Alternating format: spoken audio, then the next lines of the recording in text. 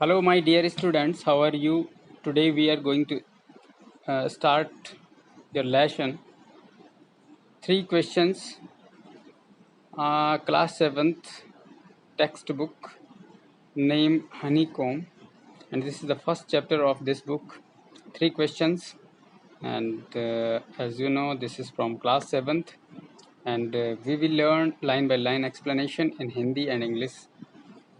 Both languages. ठीक है, दोनों लैंग्वेज में आपको बताया जाएगा, हिंदी इंग्लिश में, इसका डिटेल एक्सप्लेनेशन। एंड चलो आगे शुरू करते हैं इस चैप्टर को पढ़ना।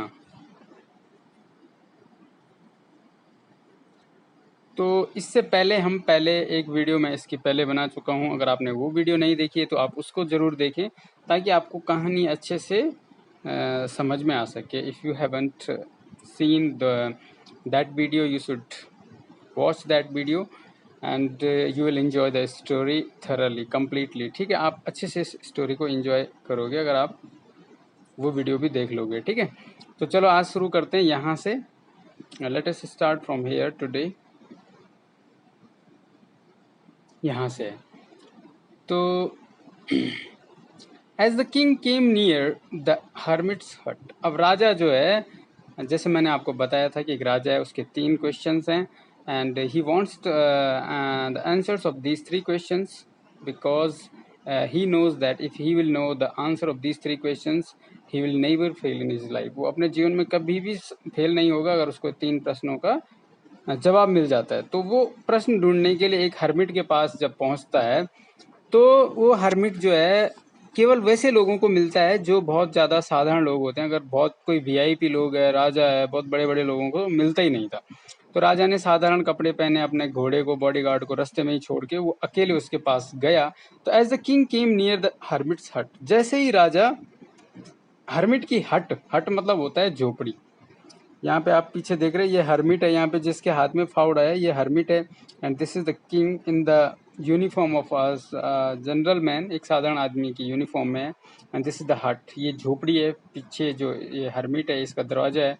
ठीक है, तो ये हर्मिट की क्या है, झोपड़ी है। झोपड़ी को क्या बोलते हैं, हट। तो एज जैसे ही the king came near the hermit's hut, राजा आया, नियर मतलब पास, द हर्मिट्स हट हर्मिट की झोपड़ी के पास आया। कम की सेकंड फॉर्म केम है, कौन सा टेंस है आपको ये बताना है। ठीक है, ये सिंपल पास्ट टेंस है क्योंकि सब्जेक्ट के बाद मेन वर्ब की सेकंड फॉर्म का यूज हो रखा, तो सिंपल पास्ट टेंस। तो as the king came near the hermit's hut, जैसे राजा हर्मिट के हट के नजदीक आया, he saw the hermit digging the ground in front of his hut. तो उसने देखा, सी की सेकंड फॉर्म होती है सॉ। ठीक है, सी मतलब देखना। ठीक है, और सॉ मतलब देखा। तो ही सॉ द हर्मिट, उसने हर्मिट को देखा।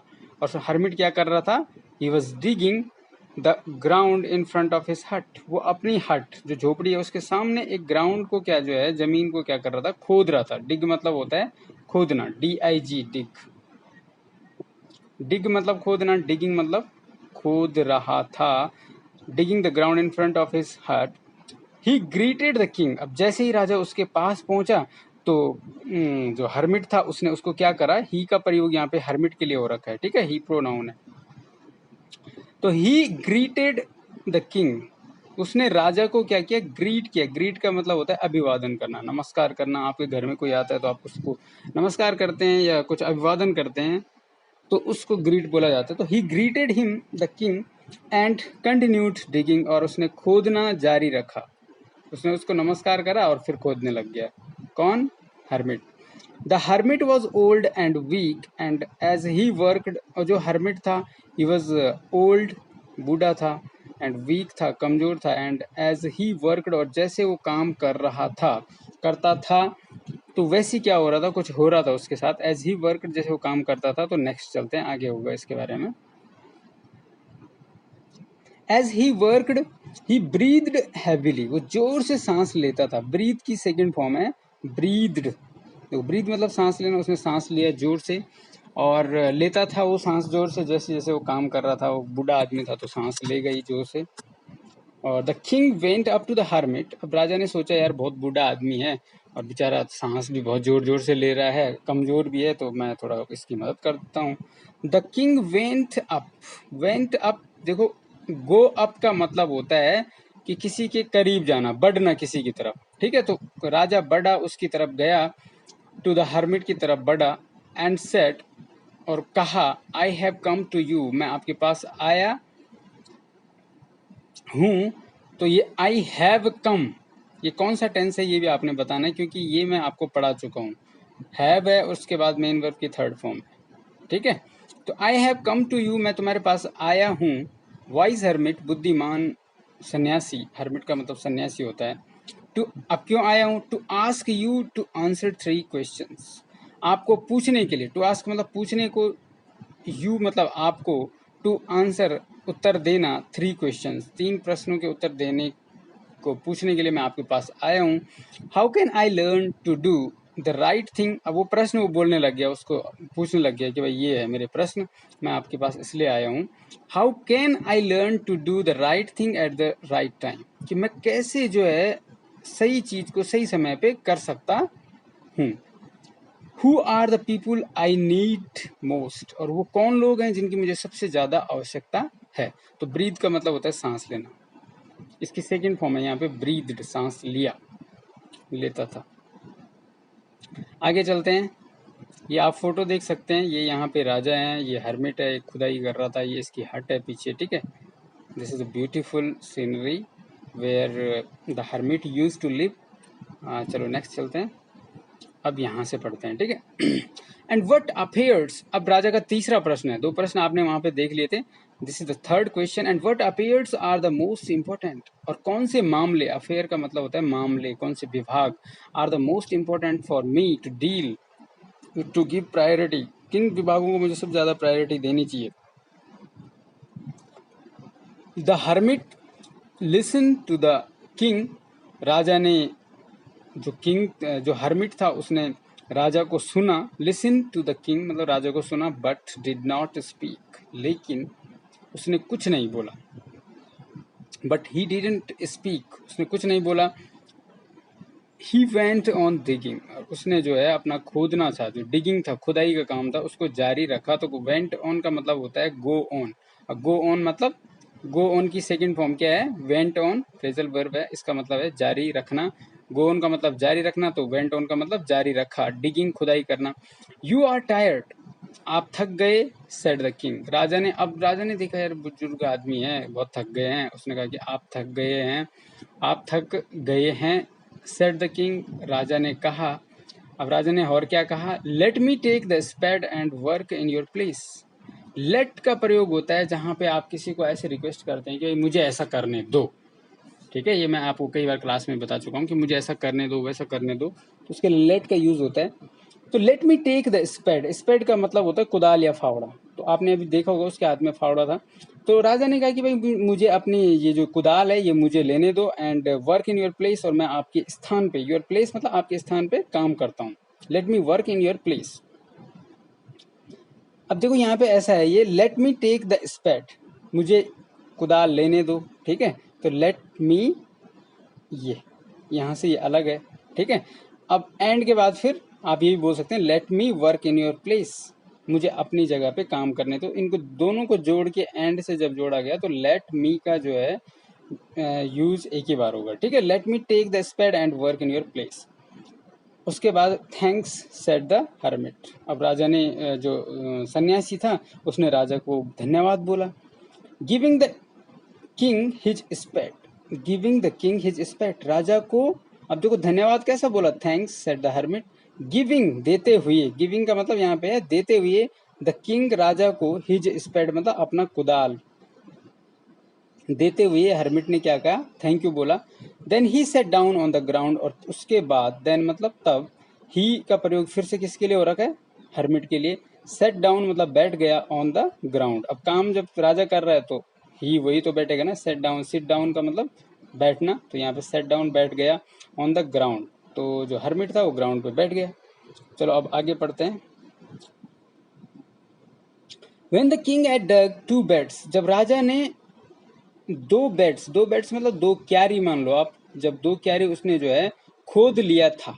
देखो हैड डग है ना, तो डिग की सेकंड फॉर्म होती है, ये डिग का मतलब होता है खोदना, इसकी सेकंड फॉर्म और थर्ड फॉर्म क्या होती है, डिग, डग, ठीक है, डग, डग ये होती है इसकी थर्ड फॉर्म।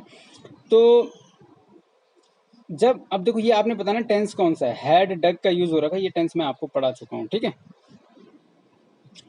तो when the king had dug two beds, जब राजा ने दो बेड्स को, दो क्यारियों को खोद लिया था, तो ही स्टॉप्ड, वो रुक गया, एंड रिपीटेड हिज क्वेश्चन, और फिर उसने क्या करा, अपने जो प्रश्न थे उनको रिपीटेड किया, दोहराया, ठीक है। रिपीट की second form repeated his questions, he had repeated his questions, he had stopped, वो रुक गया, and he had repeated his questions, उसने अपने प्रश्नों को दोहराया। The hermit gave no answer, और जो हर्मिट था उसने कोई भी उत्तर नहीं दिया फिर। बट स्टूड अप, लेकिन वो खड़ा हो गया, जो हर्मिट था वो खड़ा हो गया। Stretching out his hand for the spade, और स्ट्रेचिंग आउट, स्ट्रेच आउट का मतलब होता है फैलाना या बढ़ाना, तो उसने अपना हाथ बढ़ाया राजा की तरफ। His hand for spade, spade के मतलब जैसे हम आपको काम करना चाह रहे हैं, तो आपने कहा कि भाई मेरे को कुदाल पकड़ा दो, अपना हाथ आपने ऐसा जो है उसकी तरफ आगे करके ऐसे बढ़ा दिया राजा की तरफ, ठीक है। एंड सेड, और कहा, नाउ यू रेस्ट, कि राजा अब आप रेस्ट करो, नाउ मतलब अब, यू रेस्ट मतलब आप आराम करो, एंड लेट मी वर्क, और मुझे काम करने दो। तो यहाँ पे देखो दो, ठीक है। तो जहाँ पे ऐसा होता है कि मुझे ऐसा करने दो, वैसा करने दो, लेट मी प्ले, मुझे खेलने दो, लेट मी गो, मुझे जाने दो, लेट मी राइट, मुझे लिखने दो, लेट मी स्पीक, मुझे बोलने दो, ठीक है। लेट मी इंजॉय, मुझे आनंद लेने दो, तो ये लेट का यूज होता है। तो लेट मी वर्क, मुझे काम करने दो। बट द किंग, लेकिन the king did not give him the spade, लेकिन राजा ने उसको जो है स्पेड नहीं दिया, कुदाल नहीं दिया। एंड कंटिन्यू टू डिग, और राजा ने खोदना जारी रखा, क्योंकि राजा ने सोचा यार बुजुर्ग आदमी है, मैं ही खोद लेता हूँ, ताकि क्या पता ये मेरी मदद कर ले, ठीक है। तो यहाँ पे थोड़ा सा ढक गया है। 1 hour passed and then another, 1 घंटा गुजर गया, उसके बाद दूसरा घंटा भी गुजर गया, और राजा जो है वहाँ खुदाई करते करते बेचारे के पसीने निकल गए थे राजा के बहुत ज्यादा, ठीक है। लेकिन वो हर्मिट ने अभी तक उसके जो है प्रश्नों का जवाब नहीं दिया। तो चलो आगे देखते हैं, आगे क्या होता है। The sun went down behind the trees, जो सूरज था, द सन वेंट डाउन मतलब डूब गया, बिहाइंड द ट्रीज, वृक्षों के पीछे, जंगल झाड़ियां थी तो उसके पीछे सूरज चला गया, इसका मतलब शाम हो गई।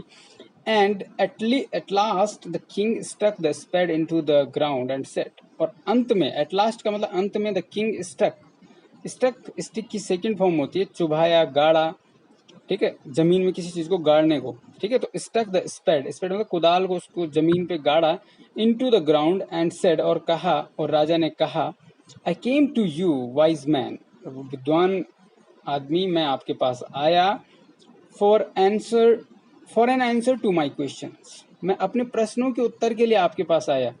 If you can give me know answer, यदि आप मुझे कोई उत्तर नहीं दे सकते हो तो टेल मी सो, तो मुझे ऐसा बता दो, ठीक है।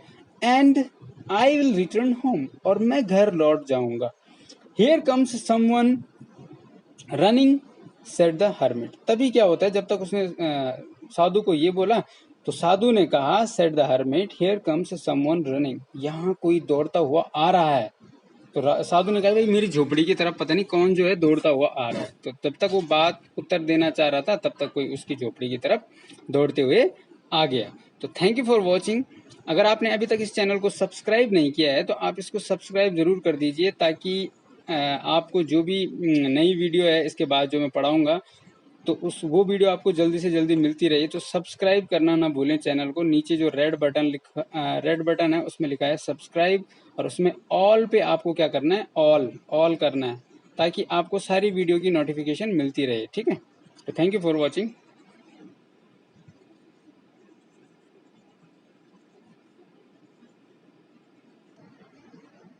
और हाँ, एक बात और है, इसका जो चैप्टर का सेकंड पार्ट है, अभी कहानी खत्म नहीं हुई है, इसका जो सेकंड पार्ट है वो नेक्स्ट वीडियो में मैं आपको कंप्लीट करा दूंगा, ठीक है। Thank you for watching.